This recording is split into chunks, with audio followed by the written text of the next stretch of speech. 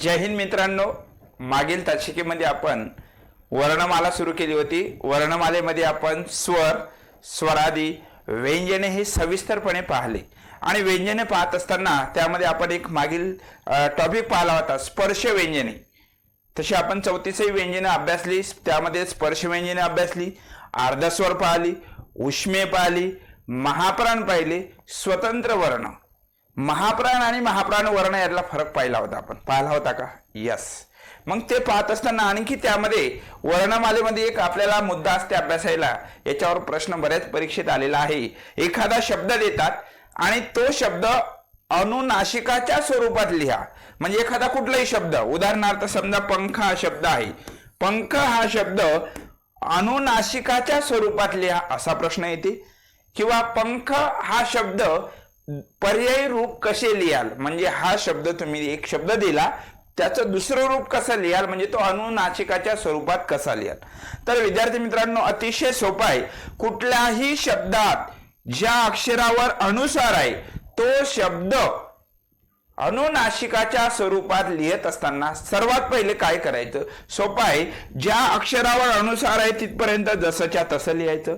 अनुस्वारापुढील वर्ण हा जर स्पर्श व्यंजन गटातील असेल, स्पर्श व्यंजने शिकलो आपण, क पासून तर म पर्यंत ही जी व्यंजने आहेत ती स्पर्श व्यंजने आहेत। अनुस्वारापुढील वर्ण जर स्पर्श व्यंजन गटातील असेल तर तो शब्द अनुनासिकाच्या स्वरूपात लिहिला जातो। मग काय करायचं त्याच्यासाठी? सर्वात पहिले ज्याच्यावर अनुस्वार आहे या अक्षरावर तिथपर्यंत जसंच्या तसं लिहिलं। चला लिहिलं। पुढे काय? अनुस्वारापुढील वर्ण कोणता आहे? ख।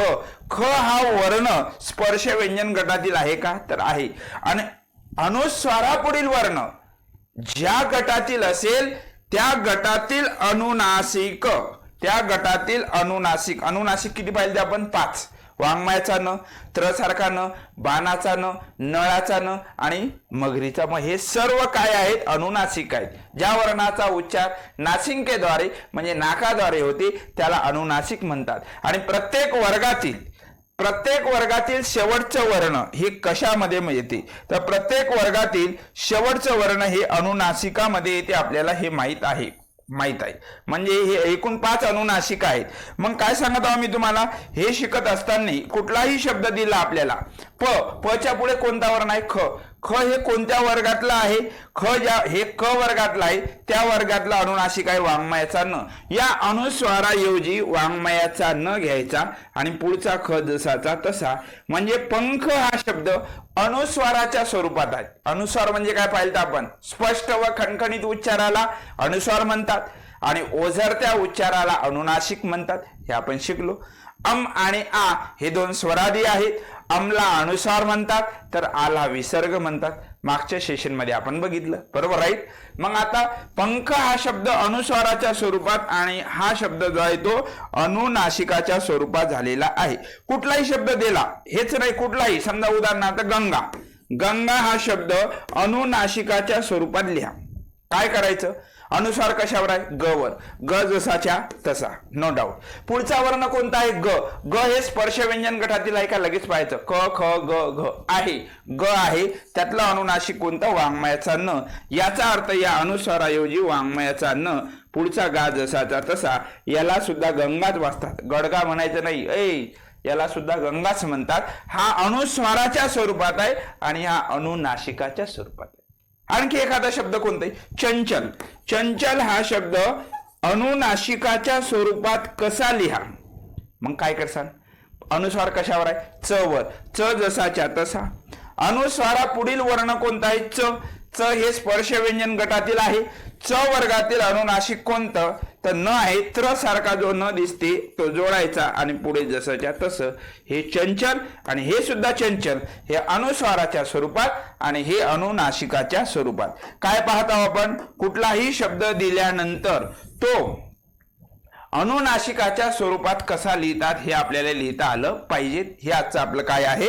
टार्गेट आहे, बरोबर राईट का? आणि सोपा येतो प्रश्न, कुठलाही शब्द दिल्यानंतर जर त्याचं आपल्याला विचारलं, दिलेला शब्द पर्यायी रूपात लिहा किंवा अनुनासिकाच्या स्वरूपात लिहा, तर लिहिता आलं पाहिजे। आणखी एखादा शब्द घेऊ आपण, घंटा हा शब्द। घंटा या शब्दाचं अनुनासिकाच्या स्वरूपात लेखन कसं करा? कसं करसाल? अनुस्वार कशावर आहे? घवर, घ जसाच्या तसा. पुढचा वर्ण कोणता आहे? ट, ट, ठ, ड, ढ, न. न हे अनुनासिक आहे. कोणतं अनुनासिक आहे? बाणाचा न आहे. न हा लिहून, आणि अनुस्वाराऐवजी अनुनासिक जेव्हा लिहितो आपण ते पुढच्या वर्णावर स्वार होते, आणि म्हणून सांगितलं होतं मी तुम्हाला, अनुनासिकाला परसवर्ण वर्ण म्हणतात. पर म्हणजे दुसरा, सवर्ण दुसऱ्या वर्णावर स्वार होते, म्हणजे अनुनासिकाचं दुसरं नाव परसवर्ण. हे घंटाच आहे, आणि हे सुद्धा घंटा आहे. हे अनुस्वाराच्या स्वरूपात आहे आणि हे अनुनासिकाच्या स्वरूपात आहे. हा दोन मध्ये काय आहे मित्रांनो? फरक आहे. पण हे कोणाला लागू होते? अनुस्वारा पुढील वर्ण जर हा स्पर्श व्यंजन गटातील असेल तर. जर अनुस्वारा पुढील वर्ण जर या स्पर्श व्यंजन गटातील जर नसला तर तो शब्द अनुनासिकाच्या स्वरूपात लिहिता येत नाही. म्हणजे उदाहरणार्थ एखादा शब्द दिला, समजा सिंह हा शब्द, सिंह हा शब्द अनुनासिकाच्या स्वरूपात लिहा, तर याचा अर्थ हा लिहिता येते का? पाहू आपण. अनुस्वार कशावर आहे? स, जसाच्या तसा. अनुस्वारा पुढील वर्ण ह, ह या स्पर्श व्यंजन गटात येत नाही. हा आहे महाप्राण आहे, तो स्पर्श व्यंजन गटात येत नाही. याचा अर्थ सिंह हा शब्द अनुनासिकाच्या स्वरूपात लिहिता येत. उच्चार करताना सिंह व जोडतो, पण आपण काय पाहतो? अनुस्वाराऐवजी अनुनासिक घेणे, तर सिंह हा शब्द अनुनासिकाच्या स्वरूपात लिहिता येत नाही. का लिहिता येत नाही? अनुस्वारा पुढील वर्ण आपल्याला स्पर्श व्यंजन गटातील पाहिजे, तरच तो शब्द आपल्याला काय करता येतो? अनुनासिकाच्या स्वरूपात लिहिता येतो, अन्यथा आपल्याला लिहिता येत नाही. Doubt clear? समजलं का? एखादा कुठलाही शब्द जर घेतला आपण, कोणताही शब्द घेतला तर तो आपल्याला लिहिता आला पाहिजे. आता एखादा शब्द आणखी दुसरा घेऊ आपण, किंवा तुम्ही सांगता येईल एखादा शब्द कोणताही, कुठला एखादा संयम हा शब्द घेतला, संयम हा शब्द अनुनासिकाच्या स्वरूपात लिहा, आणि तोंडी कळते. काही एवढं डिझाईन एवढं काहीच काढायचं काम नाही, डायरेक्ट कळते. कसं? अनुस्वार कशावर? स, स जसाच्या तसा. पुढचा वर्ण य, य, र, ल, व काय आहे? अर्धस्वर आहे. अर्धस्वर आहे, स्पर्श व्यंजनात येत नाही. याचा अर्थ संयम हा शब्द अनुनासिकाच्या स्वरूपात लिहिता येत नाही, तोंडी डायरेक्ट.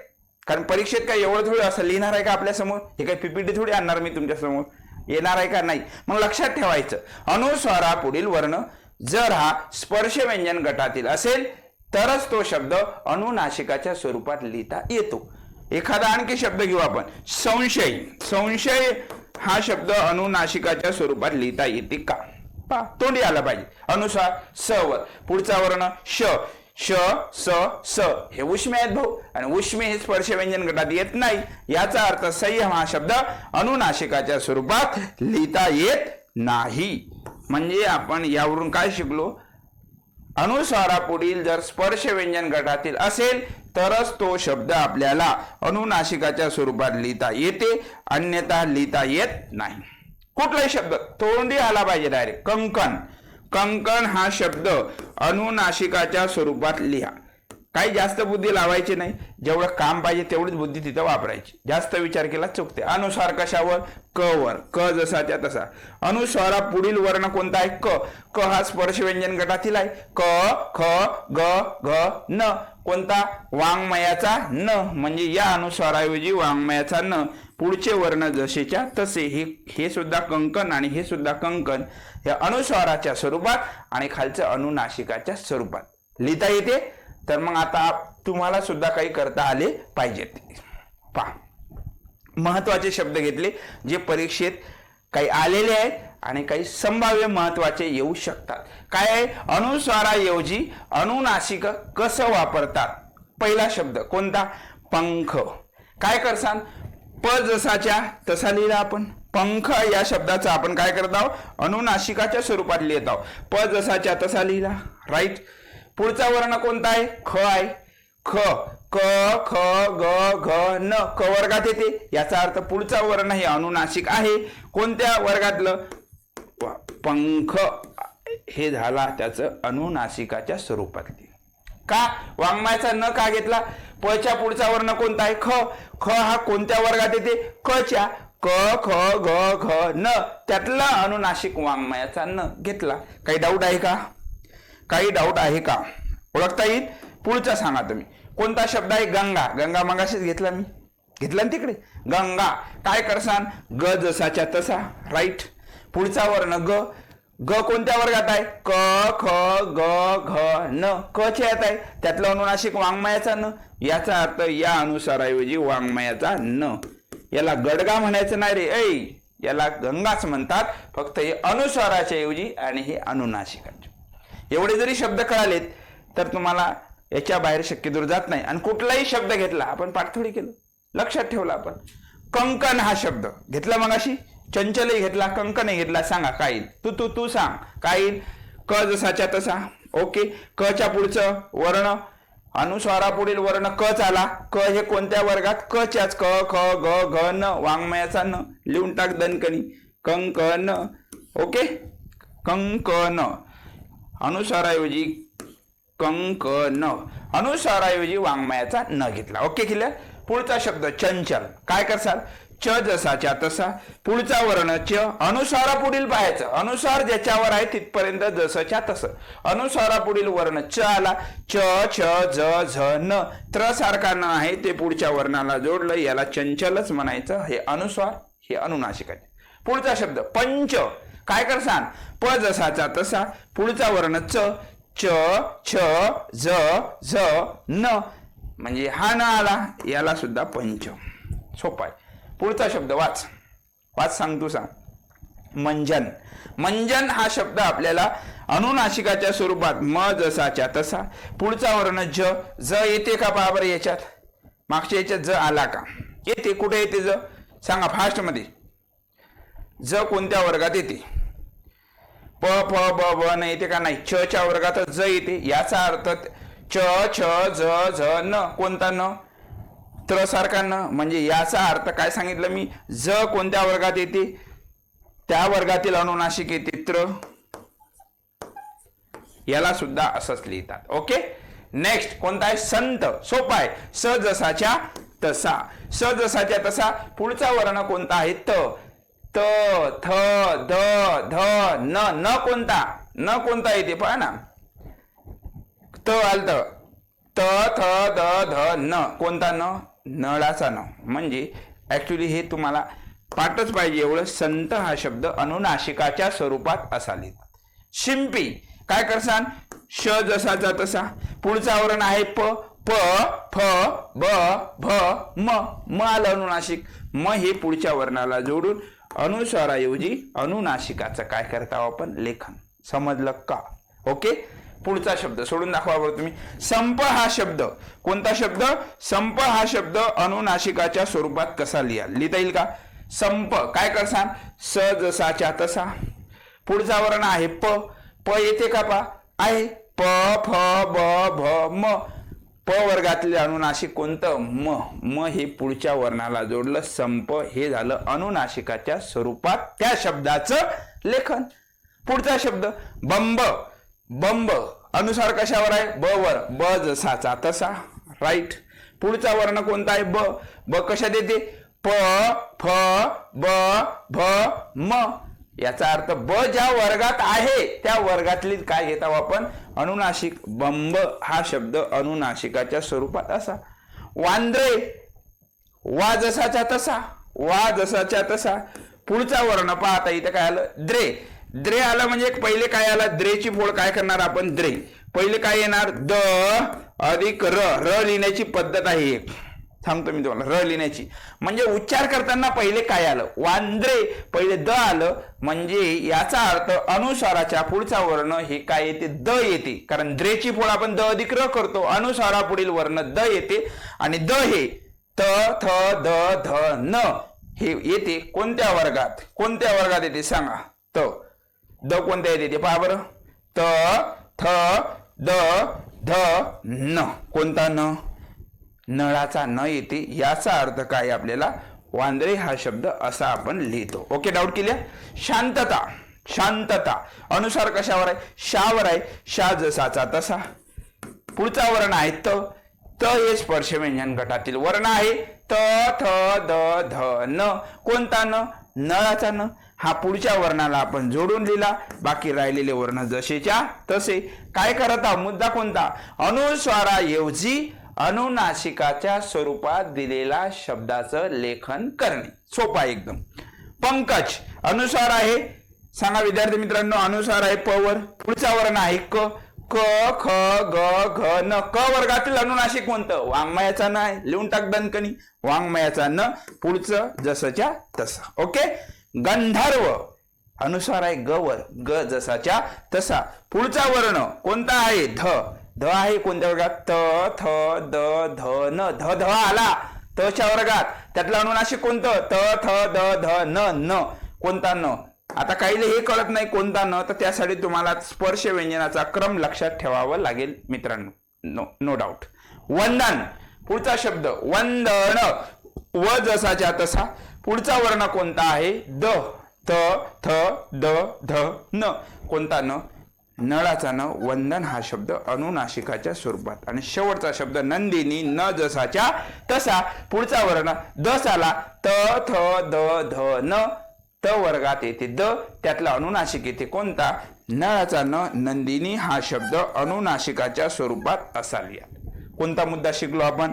एखादा शब्द आपल्याला देतात आणि तो शब्द आपल्याला काय करावं लागते? अनुनासिकाच्या स्वरूपात आपल्याला लिहिता आला पाहिजे. ओके. काहीच असं कठीण नाही याच्यात. फक्त नियम कोणाला लागू होत्या? अनुस्वारा पुढील वर्ण हा स्पर्श व्यंजन गटातील असेल तरच तो शब्द आपल्याला अनुनासिकाच्या स्वरूपात लिहिता येतो. अनुस्वारा पुढील वर्ण काय सांगितलं मी? लक्ष दे. अनुस्वारा पुढील वर्ण जर हा 25 पैकी क च ट त प हे वर्गाचा क्रम क वर्ग च वर्ग ट वर्ग त वर्ग आणि प वर्ग यातला जर येत नसेल या 25 पैकी, तर तो शब्द आपल्याला अनुनासिकाच्या स्वरूपात लिहिता येत नाही. Doubt clear? ओके. चलो नेक्स्ट. म्हणजे हे महत्वाचं आहे, परीक्षा दृष्टीने खूप महत्वाचं आहे मित्रांनो. जोडाक्षराचं लेखन. पहा मुद्दा काय आपला? वर्णमाला चालू आहे आपला. त्यातला मुद्दा आहे जोडाक्षराचं लेखन. नेमकं परीक्षेत प्रश्न काय येते, परीक्षेची डिमांड काय असते आणि आपल्याला करायचं काय? मी तर तुम्हाला म्हणेल की परीक्षेत जास्तीत जास्त मार्ग भेटण्यासाठी काय वाचलं पाहिजे त्याच्यापेक्षा पहिले एक्स्ट्रा काय कमी वाचता येईल आपल्याला हे लक्षात ठेवा. म्हणजे स्मार्ट वर्क करता येईल. मग याच्यासाठी आपल्याला एक जे PYQ असतात, प्रिव्हियर इयर क्वेश्चन असतात, ते हाताळणं खूप महत्वाचं असते, जेणेकरून आपल्याला एक परीक्षेचा अप्रोच येते. विषय कुठलाही असू द्या, मराठी असू द्या, जीके असू द्या, कुठलाही असू द्या, आवाका हा एकदम म्हणजे निश्चित नसतो, परंतु तो निश्चित आणण्यासाठी आपल्याला एक स्मार्ट वर्क करावं लागेल. आणि स्मार्ट वर्कसाठी हे आपण असे काही प्रश्न पाहत आहोत. तुम्ही पाहिलं असेल कदाचित. आता आपण भाषा पाहिली, लिपी पाहिलं, व्याकरण पाहिलं, याच्यावर 2 सेशन घेतले. तुम्ही ते दोन्ही सेशन लेक्चर पाहिल्यानंतर तुम्हाला कुठल्याही पेपरातील PYQ निश्चितपणे सुटेल. जरी एखादा प्रश्न नवीन असेल तरी तुमचा माइंड तेवढा ते लेक्चर पाहिल्यानंतर सेट होईल. तुम्ही बरोबर ॲनालिसिस करून उत्तरापर्यंत नक्की जा, याची मला 100% खात्री आहे. कोणता मुद्दा घेतला आपण? जोडाक्षराचे लेखन.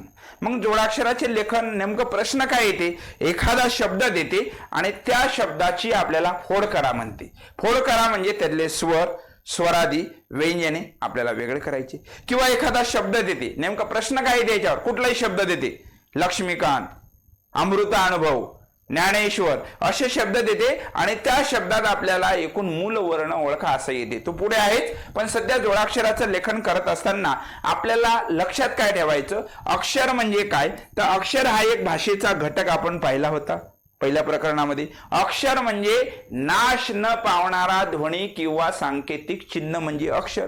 नावातच आहे अक्षर.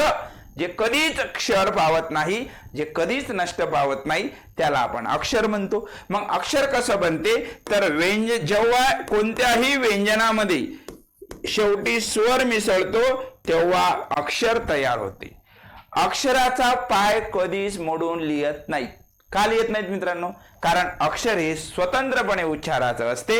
अक्षरामध्ये स्वर मिसळलेला असतो, म्हणून त्याचा पाय मोडून लिहत नाही. उदाहरणार्थ समजा क, क चा पाय मोडलेला, त्यात आला स्वर घेतला आ, काय झाला तयार? का. का हे झालं एक अक्षर. पण या क ला आपण अक्षर म्हणू शकत नाही, कारण पाय जेव्हा मोडलेला असते तेव्हा ते अक्षराचं कधीच काम करत नाही, तेव्हा ते व्यंजन असते. व्यंजनाचा पाय नेहमी मोडून लिहितात. व्यंजन ही अपूर्ण उच्चाराची असतात, म्हणून व्यंजनाला परवर्ण म्हणतात. व्यंजनाचा पाय मोडून लिहिल्यामुळे त्याला हलवर्ण म्हणतात, कारण पाय मोडणे हे चिन्हायक, याला हल चिन्ह म्हणतात. परंतु व्यंजन आणि अक्षरामध्ये फरक काय हे सांगितलं होतं मी, आठवत असेल कधी तुम्हाला. व्यंजनाचा पाय नेहमी मोडून लिहितात, तर अक्षराचा पाय कधीच मोडून लिहत नाहीत. हा त्यातला फरक आहे. हे जोडाक्षराचं लेखन पाहत असताना अक्षर म्हणजे काय माहीत असलं पाहिजे. पुढे लिहिलं आपण जोडाक्षर. अक्षर आणि जोडाक्षरात फरक काय आहे? अक्षरामध्ये एक व्यंजन आणि एक स्वर येते तेव्हा अक्षर तयार होते, पण जोडाक्षरात मात्र किमान किमान म्हणजे कमीत कमी, जोडाक्षरामध्ये किमान 2 व्यंजन येतात आणि शेवटी एक स्वर मिसळला जातो तेव्हा तयार होते जोडाक्षर. मग जोडाक्षर कशाला म्हणायचं? जेव्हा व्यंजन अधिक स्वर मिसळतो तेव्हा तयार होते जोडाक्षर. म्हणजे जोडाक्षर होण्यासाठी किमान कमाल किती चालते? किमान 2 व्यंजन आले पाहिजेत. म्हणजे उदाहरणार्थ समजा मी जर म्हटलं क्वचित हा शब्द लिहिला, यामध्ये तुम्हाला जोडाक्षर दिसेल क ला जोडाक्षरच का म्हटलं आपण? कारण क्वची बोळ करत असताना काय करतो आपण? क चा पाय मोडलेला, नंतर व आला त्याला लागून व चा पाय मोडलेला, त्यामध्ये उच्चारानुसार स्वर आला अ. क हे एक व्यंजन झालं, व एक व्यंजन आहे आणि अ हा स्वर आहे, म्हणजे व्यंजन स्वर, तेव्हा तयार झालं ते जोडाक्षर. आणखी तुम्हाला सांगितलं होतं मी, क्षत्रियाचा क्ष आणि ज्ञानेश्वराचा ज्ञ यांचा जेव्हा पाय मोडलेला असते तेव्हा सांगितलं होतं, लक्षात घ्या, आठव. क्ष आणि ज्ञ यांचा जेव्हा पाय मोडलेला असते तेव्हा ते संयुक्त व्यंजनाचं काम करतात, आणि जेव्हा पाय मोडलेला नसते तेव्हा ते जोडाक्षराचं काम करतात, कारण त्यामध्ये स्वर मिसळलेला असतो. म्हणजे मला काय सांगायचं आहे दादांनो, अक्षर आणि जोडाक्षर मधला फरक काय? तर अक्षर कसं बनते एका वाक्यात सांगतो, व्यंजन अधिक स्वर बरोबर अक्षर, नो डाऊट. आणि जोडाक्षर कसं बनते?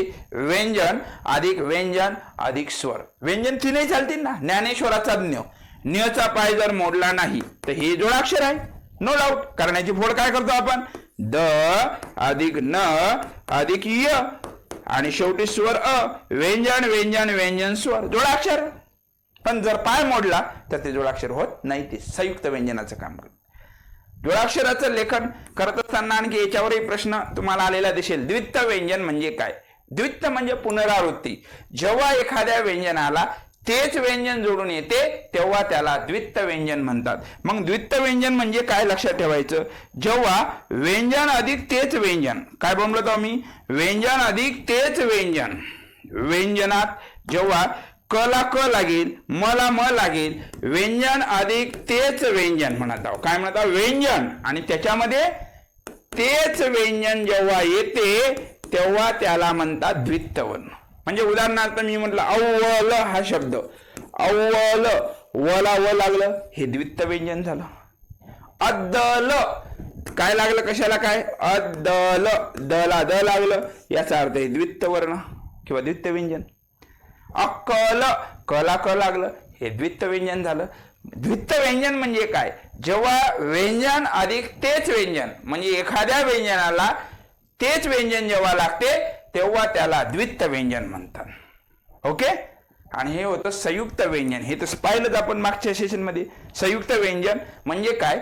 जेव्हा 2 व्यंजन, काय म्हटलं? 2 व्यंजन एकत्र येतात. 2 व्यंजन जेव्हा एकत्र येतात तेव्हा कोणतं व्यंजन तयार होते? संयुक्त व्यंजन होते. मग असे कोणते आहेत? क्षत्रियाचा क्ष आणि ज्ञानेश्वराचा ज्ञ, हे 2 तर आपण पाहिलते का? क्षत्रियाचा क्ष आणि ज्ञानेश्वराचा ज्ञ हे 2 तर पाहिलतेच आपण. पण या व्यतिरिक्त आणखी लक्षात काय ठेवायचं आपल्याला? या व्यतिरिक्त आपल्याला लक्षात ठेवायचं की त्र जे आहे, त्र आपण मराठीत म्हणतो त्र. समजा हे लक्षात ठेवा पहिले, क्ष, श ची फोड काय केली आपण? पाय मोडला. लक्ष दे पहिले, क अधिक श, क चा पाय मोडला, श चा पाय मोडला, क्ष, हे झालं एक संयुक्त व्यंजन. संयुक्त व्यंजनाचा अर्थ काय? व्यंजन अधिक व्यंजन म्हणजे संयुक्त व्यंजन. तीनही चालतील ना, पण किमान 2 व्यंजन आले तर ते संयुक्त व्यंजन होते. मग शचा पाय मोडला क अधिक श, हे संयुक्त व्यंजन झालं. ज्ञानेश्वराचा ज्ञ पाहिलता का आपण? नक्कीच पाहिलता. काय होते बोल? द अधिक न अधिक य, हे सुद्धा काय झालं? संयुक्त व्यंजन झालं. या व्यतिरिक्त आणखी आपल्याला लक्षात काय ठेवायचं? तर या व्यतिरिक्त आपल्याला लक्षात ठेवायचं श्र, जेव्हा श्री मधला श्र, हे सुद्धा संयुक्त व्यंजन आहे. श्रची फोड कशी करतात? तर श अधिक र, हे लक्षात ठेवा. श्रची हे पुढे काम आहे आपल्याला या प्रकरणात. आणि एक त्र जे म्हणतो आपण, त्रची फोड कशी करतात? त अधिक र. एवढ्या गोष्टी आपल्याला लक्षात ठेवायचा. हे जर तुमच्या लक्षात असेल तर तुम्हाला कुठल्याही शब्दाची फोड करता येते, त्यातले स्वर, स्वरादी व्यंजन वेगळे करता येते. त्यासाठी फक्त आणखी एक गोष्ट आपल्याला शिकायची, ती सांगतो मी तुम्हाला, अतिशय महत्वाची आहे, तुमच्या समोर इथं प्रेझेंट करतो. याच्या आधी काय पाहिलं आपण?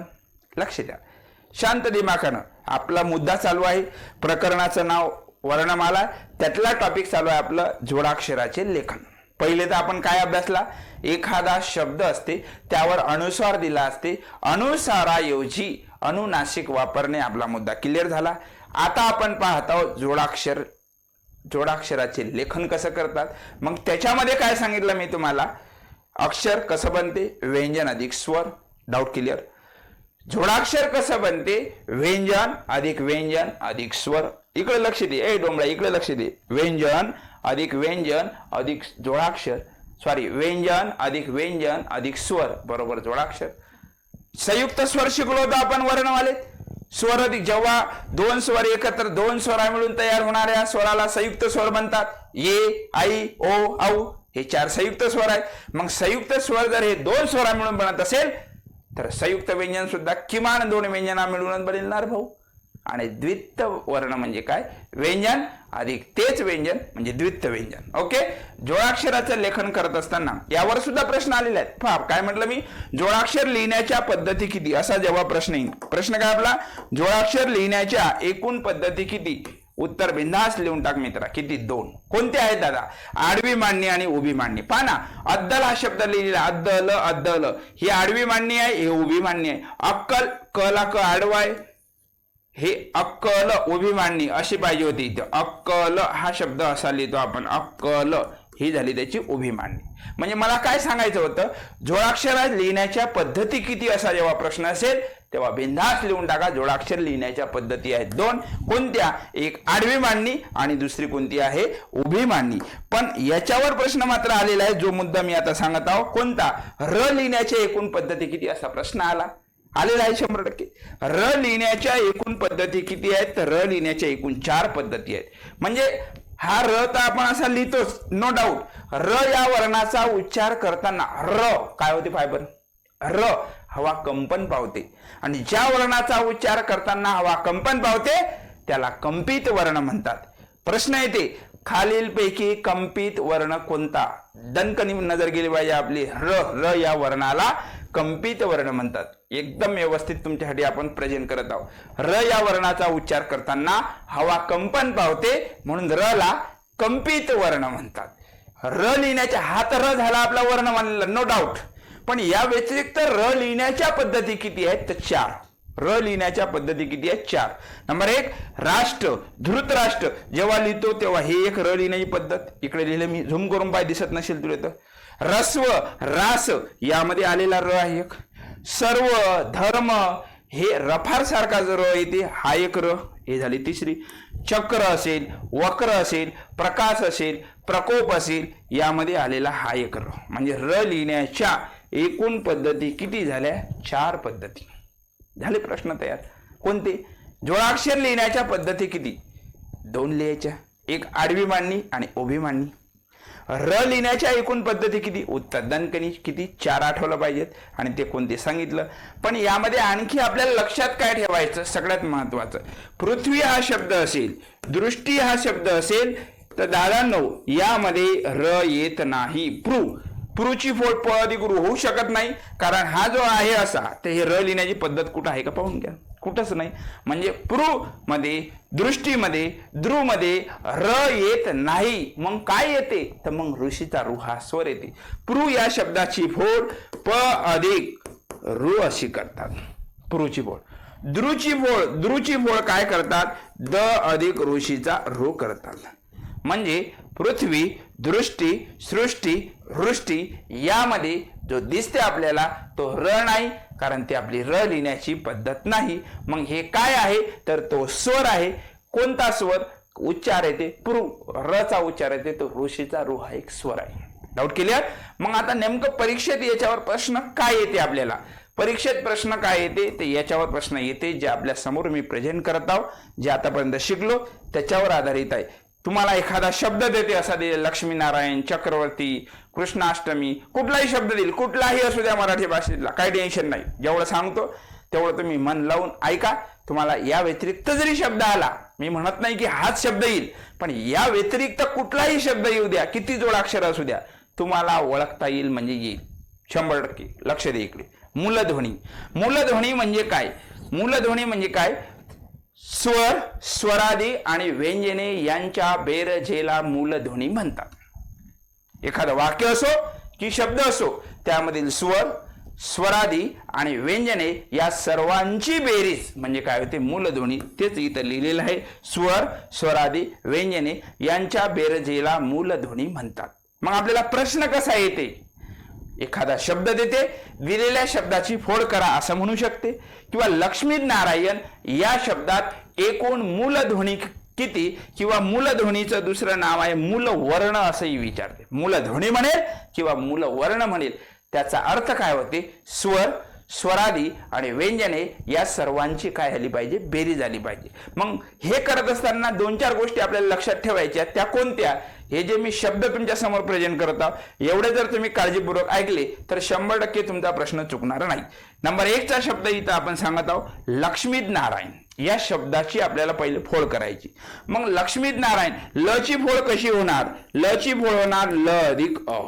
कुठं डाऊट आला का, ल ची फोड ल अधिक अ. नेक्स्ट, क्ष, क्षत्रियाचा क्ष आला का, क्ष, श, न्य आणि क्ष आलता का, श. या श ची फोड कशी करतो आपण, मी मागील सेशन मध्ये तुम्हाला सांगितलं, क अधिक श अशी फोड होती. राईट. कशाची, क्षची. त्याला लागलं. आता इथं स्वर नाही लिहायचा. स्वर का लिहायचा नाही, क्ष मला जोडून आला.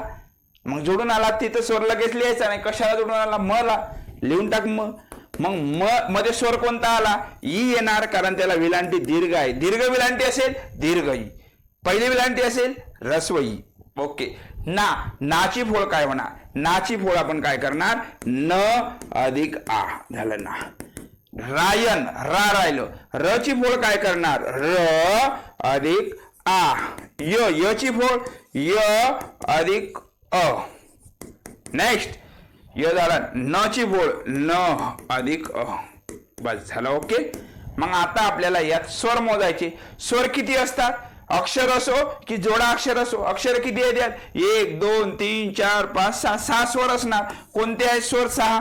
सांगा पहा बरं, 6 स्वर कोणते आहेत यातले, फास्ट मध्ये आलं पाहिजे. 1 2 3 4 5 6 हे झाले. यामध्ये स्वर. लक्ष्मीनारायण या शब्दात एकूण स्वर किती झाले, स्वर शक्यतो विचारत नाही, आपल्याला विचारते व्यंजन किंवा मूलध्वनी विचारते, 6.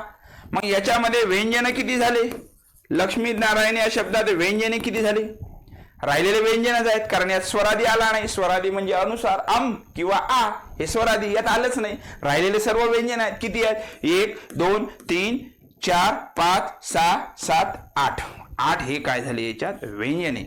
6 आणि 8 किती होते बेरीज, 14 होते. 14 हे कशाचं उत्तर, तर 14 हे मूलध्वनी आहेत. तुम्हाला विचारते प्रश्न, लक्ष्मीनारायण या शब्दात एकूण मूलध्वनी किती किंवा मूलवर्ण किती, त्याचं उत्तर येईल आपल्याला 14. एकतर 3 प्रकारचे प्रश्न विचारते, एकाच्यावर विचारू शकते. कसा, लक्ष्मीनारायण या शब्दाची फोड करा. फोड करताना काळजीपूर्वक ऐकायचं, अख्खी नजर फिरते, कारण ते एकदम कोणाचा पाय मोडलेला असेल, कोणाचा नसेल. फोड करत असताना एक गोष्ट कटाक्षाने लक्षात ठेवायची, व्यंजन असेल तर त्याचा पाय मोडलेला असला पाहिजे, आणि स्वर असेल तर त्याचा पाय मोडून लिहायचा नाही. व्यंजन विचारली तर स्वर ही वेगळे त्यात पकडायची नाही. आणि जेव्हा मूलध्वनी काढा म्हणते, याचा अर्थ सर्व स्वर असेल, स्वरादी आला तर तो घ्यायचा, आणि व्यंजन या सर्वांची बेरीज म्हणजे त्या शब्दात आलेले काय मूलध्वनी. मूलध्वनीचं दुसरं नाव काय? मूलध्वनीला रिकामी जागा असंही म्हणतात, तर मूलध्वनीला मूलवर्ण असंही म्हणतात. काय म्हटलं मी? मूलध्वनीचं दुसरं नाव काय आहे? मूलवर्ण असंही आहे. कोणता शब्द पाहिला आपण? लक्ष्मीनारायण. काही डाऊट आहे का? नसलाच पाहिजे. ओके. आता दुसरा शब्द आहे. कोणता शब्द आहे सांगा बरं? चक्रवर्ती. कोणता शब्द आहे? चक्रवर्ती.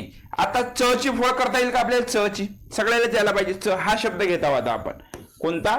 चक्रवर्ती. च ची फोड करा. च ची फोड होते च अधिक अ. ओके झाला च.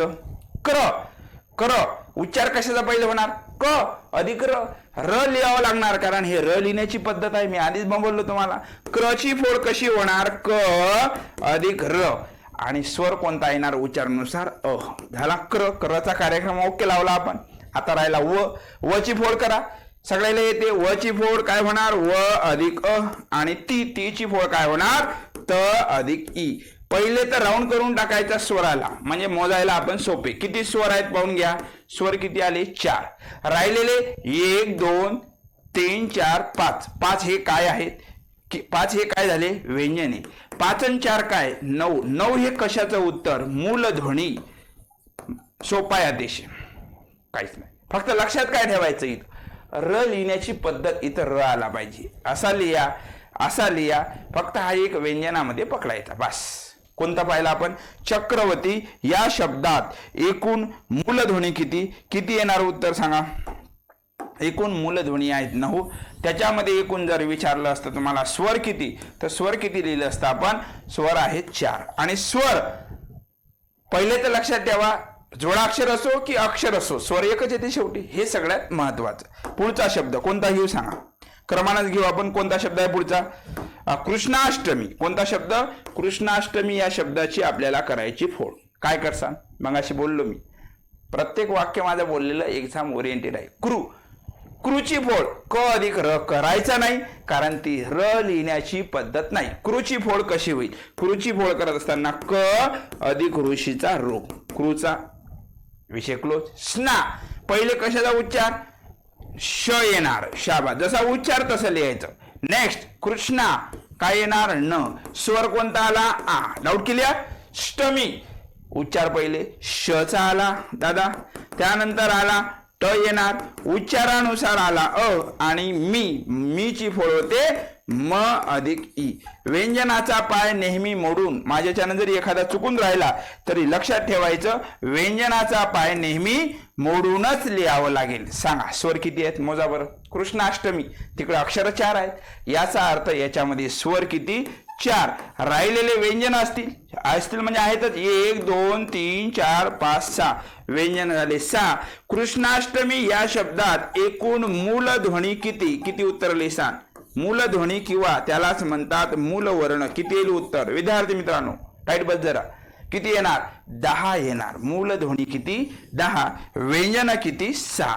शक्यतोवर एकतर फोड करा म्हणते, एकतर मूलवर्ण विचारेल, कधी कधी व्यंजन सुद्धा विचारते, पण स्वर शक्यतोवर विचारत नाही, कारण स्वर ओळखणं लगेच स्वर करण्यासाठी फोड करण्याची गरज सुद्धा पडत नाही. कळालं का? पुढचा शब्द कोणता आहे सांगा? सांगा. तुम्ही करून पहा पहिले. तुम्हाला आला पाहिजे फास्ट. मी करतो याचा अर्थ तुम्हाला पण आलं पाहिजेत. करता का? सांगा. कोणता शब्द आहे? सत्यार्थ प्रकाश. करून दाखवा मला. सत्यार्थ प्रकाश सांगा. फास्ट मध्ये उत्तर सांगा. सत्यार्थ प्रकाश या शब्दात एकूण व्यंजन किती? सांगा. कोण सांगते उत्तर? सत्यार्थ प्रकाश. चलो करायचं. सत्यार्थ प्रकाश इथंच लिहितो वर शब्द. सत्यार्थ प्रकाश या शब्दाची आपल्याला करायची फोड. हा शब्द चालू आहे आपला. आणि शब्द असे घेतले व्यवस्थित, त्याच्या बाहेर जाणार नाही शब्द. शब्द जाऊ शकते ना, शब्द तोची येईल गॅरंटी थोडी आपली, असं कुठे सांगितलं मी, पण त्या नियमाच्या बाहेर जाणार नाही असं मला म्हणायचं. सत्यार्थ प्रकाश. स ची फोड स अधिक अ. लक्ष द्या इकडे. त्याची फोड करत असताना पहिले काय येणार? त येणार. लक्ष द्या, लक्ष द्या. त नंतर त्याला लागून आलेला य. स्वर कोणता आला? आ. झाला सत्या. झाला ओके. सत्यार्थ. उच्चार पहिले र चा आला. हे र लिहिण्याची पद्धत आहे. र लिहून टाक, काही डाऊट नाही. ओके. र. त्याला लागून आलेला थ. उच्चारानुसार स्वर आला अ. सत्यार्थ. प्रकाश. प्र ची फोड प्र मध्ये येणार प अधिक र येणार, कारण हे र लिहिण्याची पद्धत मी आधीच बोललो, सांगितलं नाही तुला, सांगितलं प्र. त्यामध्ये स्वर कोणता, प अधिक र. प अधिक रच काय घेतलं पहिले, एखाद्याला समजा जर बुद्धी कमी पडली, काय लिहून काय नाही समजत, जर फोड विचारताना शब्दाची मागे पुढे केली तरी जमत नाही, जो शब्द तिथंच पाहिजे. प्रची फोड करताना पी आर लिहितो, पी म्हणजे प, आर म्हणजे र, प अधिक र. कोणता स्वर येणार, अ. प्र. का सगळ्याला माहिती आहे, काची फोड क अधिक आ, शाबाश. श. नेक्स्ट श अधिक अ. आता आपल्याला स्वर मोजायचे आहेत. स्वर मोजले की राहिलेले काय पकडायचे, व्यंजने. स्वर 1 2 3 4 5 आणि 6. याचा अर्थ 6 अक्षर आहेत. 1 2 3 4 5 6. 6 काय झाले याच्यामध्ये, स्वर झाले. राहिलेले काय असतील भावा, व्यंजन आहेत. व्यंजन किती, 1 2 3 4 5 6 7 8 9. 9 काय झाले व्यंजने. 6 9 किती, 15. 15 हे काय झाले, मूलध्वनी. कोणत्या शब्दात, सत्यार्थ प्रकाश. शब्द मोठा होता म्हणून फोड सुद्धा जरा जास्त झाले. डाऊट आहे काही, चलो.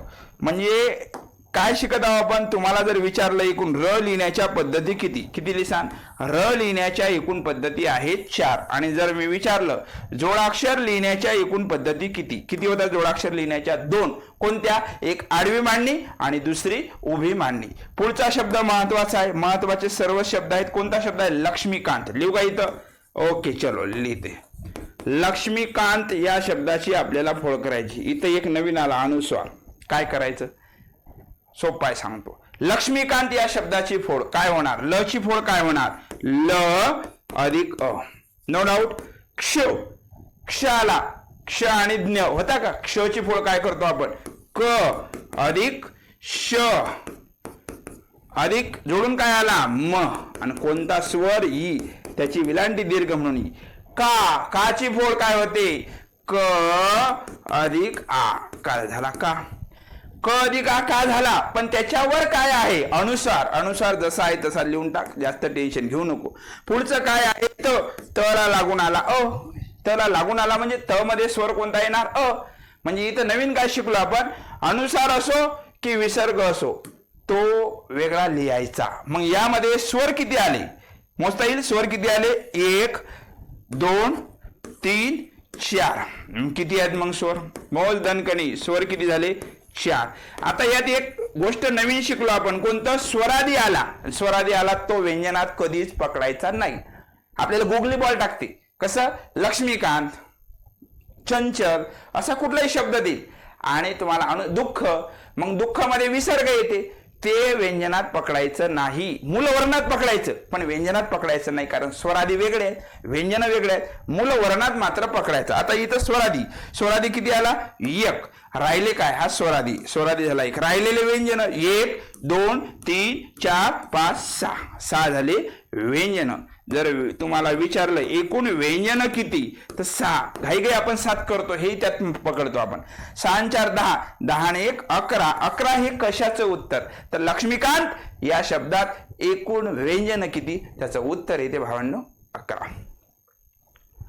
एखाद्याला किचकट वाटत असेल, पण यात मला तरी वाटते काही पाठांतराचा मुद्दा नाही, काही नाही. फक्त 1-2 गोष्टी पाठ केल्या आपण. खालीलपैकी कंपित वर्ण कोणता, र या वर्णाचा उच्चार करताना हवा कंपन पावते म्हणून रला कंपित वर्ण म्हटलं. जोडाक्षर लिहिण्याच्या पद्धती किती, 2. कोणत्या, आडवी मांडणी आणि उभी मांडणी. र लिहिण्याच्या पद्धती किती, 4. आणि तुम्हाला हे विचारू शकते एखादं सिंबॉल लिहिलं, खालीलपैकी र लिहिण्याची कोणती पद्धत नाही, कोणती नाही, तर 4 पाहिलं. हे आहे एक, सर्व मधलं हे आहे, महाराष्ट्र मधलं आहे, रस्व मधलं आहे, प्रकाश मधलं आहे. र लिहिण्याच्या पद्धती आहे, पण ही पद्धत र लिहिण्याची नाही, ती र नसून ते काय आहे, ऋषीचा रू हा एक स्वर आहे. ओके. आता हे जर एवढे शब्द तुम्ही केले, एकदा वाटलं तर मी करून दाखवतो तुम्हाला. हे जर केले तर तुम्हाला आणखी दुसऱ्या शब्दाची प्रॅक्टिस करण्याची गरज नाही, मला तरी असं वाटते. आणि ते तुमच्या मनाला सुद्धा वाटेल, तुम्ही जर काळजीपूर्वक ऐकलं तर. पहा ना, पुढचा शब्द कोणता आहे, धृतराष्ट्र. कोणता शब्द आहे, धृतराष्ट्र. मग ध्रुची फोड काय करणार, ध अधिक काय येणार, यात ऋषीचा रूप येणार. फक्त लक्षात ठेवायचं, र येत नाही. त ची फोड काय कशी येईल सांगा, फास्ट करत चला. त अधिक अ, त ची फोड. ओके. रा ची फोड काय होणार, र अधिक आ, रा. ओके. आता राहिला काय, स्ट्र. मग आता कोणाला वाटते पहिले काय लिहायचं, काय टेन्शन न घेऊ. स्ट्र उच्चार कसा होते, श अधिक ट अधिक र. एखाद्याला तेवढी बी आपल्याला समजा बुद्धी कमी पडली वेळेवर, एखादा इंग्रजी चांगला आहे, स्पेलिंग काय लिहितो आपण, SHTR लिहितो ना आपण, पण तेवढं लोचा करायचं कामच पडत नाही. मी तर म्हणतो धृतराष्ट्र पहिले श, नंतर उच्चार येते टचा आणि शेवटी येते रचा. जेव्हा असा र लागून येते तो शेवटीच लिहित असतात, त्यात काही शंका नसावी. म्हणजे पहिले लिहिणार आपण श, त्याच्यानंतर काय लिहिणार ट, आणि नंतर येते र, आणि शेवटी स्वर आला कोणता, अ. मोजायला एकदम सोपं. चला मोजता फास्ट मध्ये. एकूण स्वर किती आहेत, 1 2 3 आणि 4. एकूण स्वर किती, 4. अक्षर 4 म्हणून स्वर 4. ओके. राहिलेले व्यंजन 1 2 3 4 5 6. 6 व्यंजन, 4 स्वर, एकूण मूलध्वनी 10. कोणत्या शब्दात, धृतराष्ट्रामध्ये. आणि जर असं विचारलं, समजा असा प्रश्न येते, जे आपण PYQ पाहत असताना एक प्रश्न आला, खालीलपैकी जोडाक्षर असलेला शब्द सांगा, असा प्रश्न येते. जोडाक्षर असलेला शब्द सांगा. मग धृतराष्ट्र या शब्दात जोडाक्षर किती आहेत असं जर विचारलं, धृतराष्ट्र या शब्दात एकूण जोडाक्षर किती, 2 नाही भावा, यामध्ये जोडाक्षर एकच येते, ध्रुव. ध्रुव हे जोडाक्षर कसं होईल, जोडाक्षर म्हणजे काय होते, व्यंजन अधिक स्वर आलं पाहिजे. ध्रुव मध्ये ध अधिक रूच आला, व्यंजन अधिक स्वरच आहे, त्याच्यामुळे ते जोडाक्षर नाही, कारण ती र लिहिण्याची पद्धत नाही. जोडाक्षर एकच आहे, कोणता, स्ट्र. हेच जोडाक्षर याच्यामध्ये आहे. समजलं का. कोणता मुद्दा चालू आहे आपला, जोडाक्षराचे लेखन. जोडाक्षराचे लेखन आणि प्रश्न बऱ्याच परीक्षेवर याच्यावर विचारतात. हे जरी नाही आला तरी शब्द कसा देते, एखाद्या वेळेस एखादे शब्द येतात, धर्म, वत्सगुल्म, राष्ट्र, रस्व, असे काही शब्द. या शब्द मालिकेमध्ये एकूण जोडाक्षराची संख्या किती. मग आपल्या डोक्यात जरा मुंग्या आल्यासारखं होते. काहीच नाही करायचं, जोडाक्षराची संख्या विचारली तर त्यात लक्षात ठेवायचं, व्यंजन अधिक स्वर, जिथं दिसेल ते जोडाक्षर. असा साधा प्रश्न येते कधी कधी, पृथ्वी या शब्दात एकूण जोडाक्षर किती. बरेच मुलं काय लिहितात, 2, 1 आणि 2. अरे बाबा नाही ना 2. पृ हे जोडाक्षर नाहीच ना. पृची फोळ काय होते, प अधिक रू होते. जोडाक्षर कसं होईल, जोडाक्षर एकच आहे, थ अधिक व अधिक ई, हेच आहे जोडाक्षर. म्हणजे हे सुद्धा आपल्याला समजलं पाहिजे. बरेच वेळा समजत नाही, बऱ्याच मुलांना समजत नाही. ओके. कोणता शब्द पाहिला आपण, धृतराष्ट्र. आता राहिला कोणता, कृतज्ञता. कृतज्ञता. 5-7 शब्द आहेत, एवढे केले की तुम्हाला समजून जाते. आणखी दुसरं मला तरी वाटते, जोडाक्षराचे लेखन यावर आणखी काही करण्याची गरज नाही. कृतज्ञता प्रॅक्टिससाठी शब्द घेतले बरं, काहीला कंटाळा येत असेल, एवढं करावंच लागते. सोपं आहे ना, तुम्ही करून पाहायचं. माझं सांगण्याच्या आधी तुमचा दन दन दन दन चालला पाहिजे पुढे. Okay, done. क्रूची फोड, क अधिक रू. मला सर्वांना समजेल या हिशोबाने सांगावं लागते.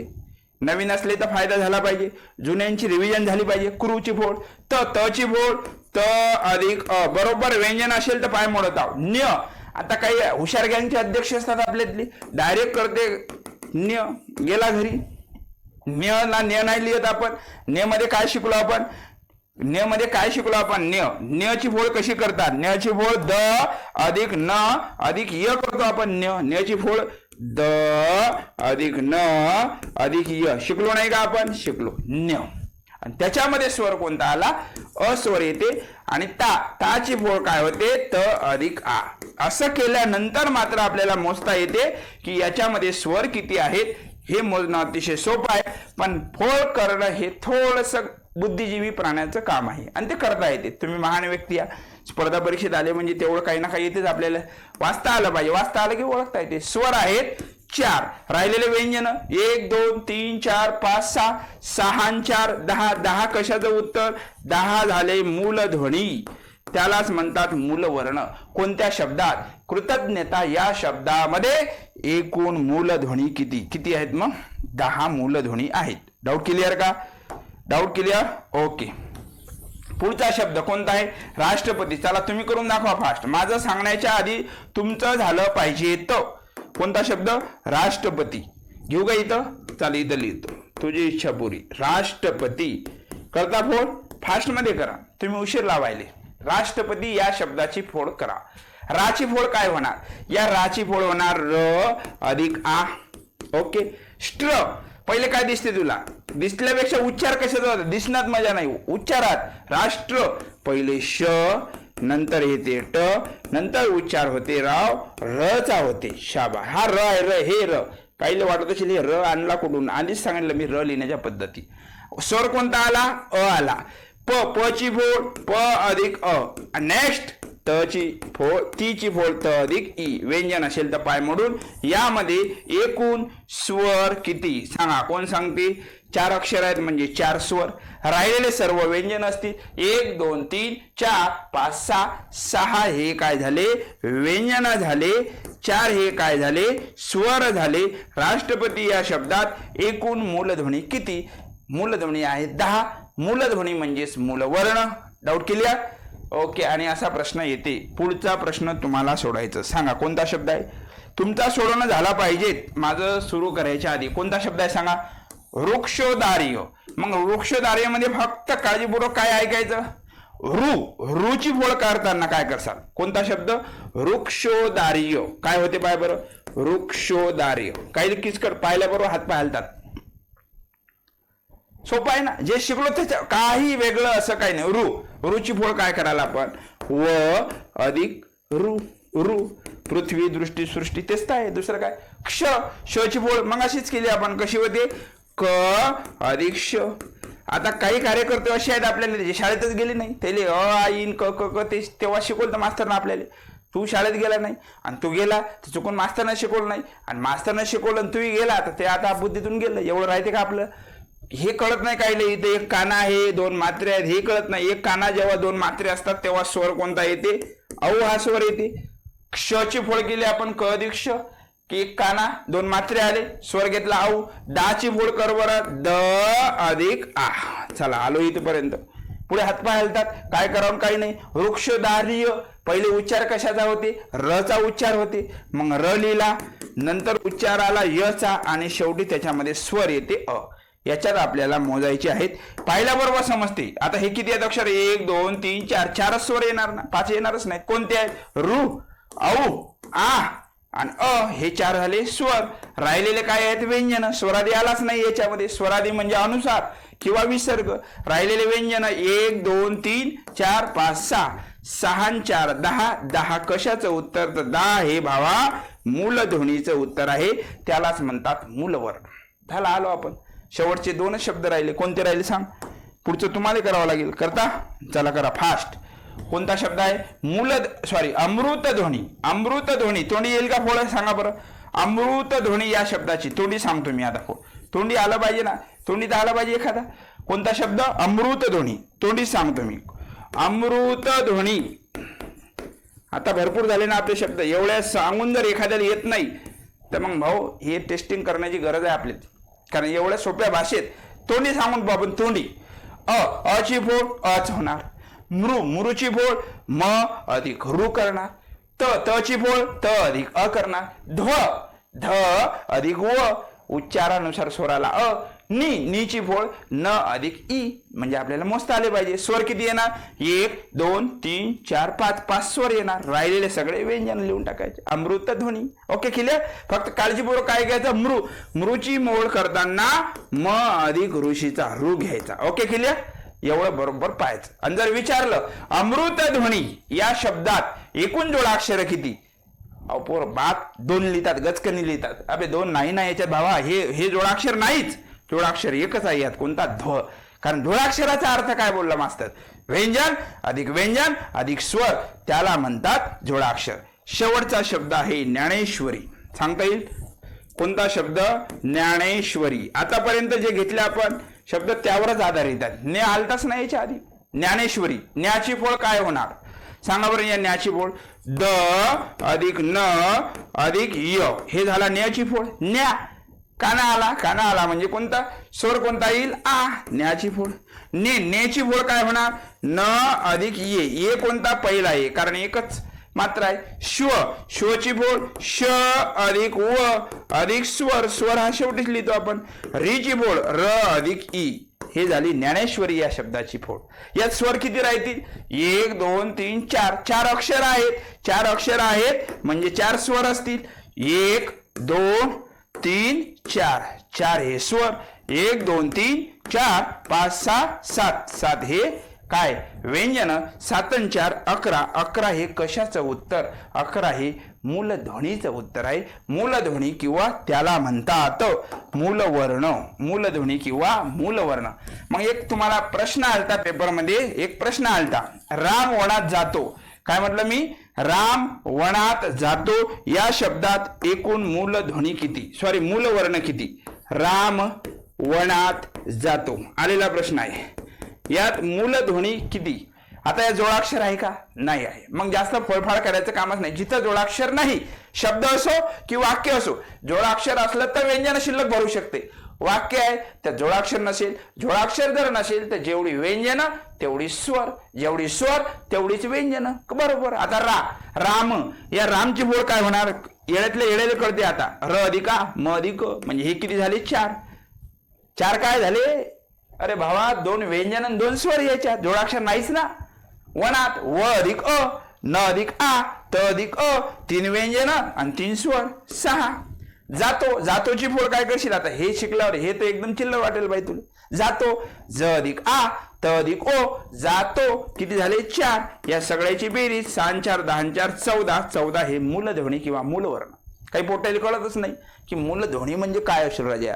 फोळफाळ करत बसते, टाइम धन पुढे जाते, त्याचा इफेक्ट गणितावर होते, गणित सुटणं होत नाही.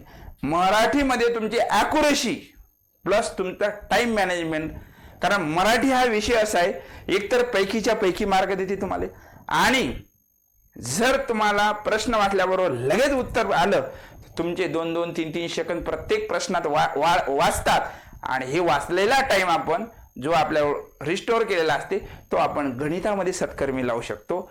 म्हणजे मराठी विषय हा खूप स्पर्धा परीक्षेत महत्त्वाचा आहे. आणि हे जे आपण घेत आहोत हे फक्त एका परीक्षेसाठी विशिष्ट नाही, ऑल इन वन. म्हणजे ज्या ज्या परीक्षेमध्ये मराठी व्याकरण विषय आहे त्या परीक्षेत चॅप्टर हेच आहे, कुठलंच बदलणार नाही. यातलं फक्त पातळी विचारण्याची कमी जास्त होईल. एखादा शब्द सोपा विचारील, एखादा कमी विचारील, बाकी वेगळं भावांनो काही नाही. जोडाक्षराचे लेखन, अहो तुम्ही MPSC करणार असेल तरी असंच असणार. पोलीस भरतीवाला असेल, सरळ सेवा असेल, वनरक्षक असेल, कुठलाही जिल्हा परिषदवाला असू द्या तयारी करणार, व्याकरण हेच आहे. फक्त आपली मानसिकता असते. नाही तर आपण म्हणतो एखादा सरळ सेवाच्या तयारी करणारा असते आणि ते म्हणते मग मी पोलीस भरतीचा पेपर कशाला सोडवा, अभि त्यातही तू चुकते ना. किंवा एखादा पोलीस भरतीवाला असते, ते म्हणते नाही भाऊ MPSC लय कठीण असते. अरे येड्या, MPSC मध्ये आलेले जे PYQ असतात तेच इकडे सरळ सेवेत बऱ्यापैकी घेतले जातात. आपण म्हणतो ना एखाद्या विद्यार्थ्याला एवढे मार्क्स कसे भेटले, आउट ऑफ कसे भेटले, अभ्यास तर केलाच त्यानं, अभ्यास तूही केला, त्यानंही केला, पण त्यानं जे PYQ होते ते व्यवस्थित त्याचं ॲनालिसिस केलं आणि त्यामुळे त्याला आउट ऑफ भेटले. एखादा प्रश्न जरी आउट ऑफ रेंज असेल तर तो आपण ॲनालिसिस करून बरोबर ऑप्शन कट पद्धतीनं तिथपर्यंत जातो. म्हणजे आपण काय शिकवत होतो, वर्णमाला. पहिल्या सेशनमध्ये तुम्हाला वर्णमाला सुरू केली आपण, त्यामध्ये वर्ण, त्यानंतर आपण स्वर किती आहेत, आधुनिक वर्णमालेत स्वर किती आले, स्वरादीबद्दल माहिती पाहिली, व्यंजनाबद्दल शिकलो. व्यंजनामध्ये आपण स्पर्शव्यंजने शिकलो, अर्धस्वर शिकलो, महाप्राण शिकलो, उष्मे शिकलो. त्याच्यानंतर विशेष संयुक्त व्यंजन, तेच सांगत आहोत, विशेष श आणि ज्ञ हे शिकलो. त्यानंतर आपण अनुस्वाराऐवजी अनुनासिकाचं लेखन कसं करतात दिलेला ते शिकलो. आणि आताचा मुद्दा जोडाक्षराचे लेखन शिकलो. याच्यानंतरच्या तासिकेला आपण वर्णाची उच्चारस्थाने शिकणार आहोत. एखादा वर्ण उच्चारताना मुखातील म्हणजे तोंडातील ज्या भागाचा समावेश जास्तीत जास्त होतो त्यावरून त्या वर्णाला जे नाव दिलं जाते त्याला म्हणतात त्या वर्णाचं उच्चारस्थान. व्याख्या काही येत नाही पेपरात. कंठवर्ण, तालव्य, दंत तालव्य, मूर्धन्य वर्ण, ओष्ठ्य वर्ण, कंठ तालव्य, कंठौष्ठ्य, दंतौष्ठ्य, नासिका, हे रफ पाठ करायचे आपल्याला. आणि करून घेतो, लक्षात कसे ठेवायचे ते बी सांगतो. टेन्शन घ्यायचं नाही. एवढं समजलं असेल अपेक्षा करतो. भेटू पुन्हा सेशनमध्ये. ओके, धन्यवाद.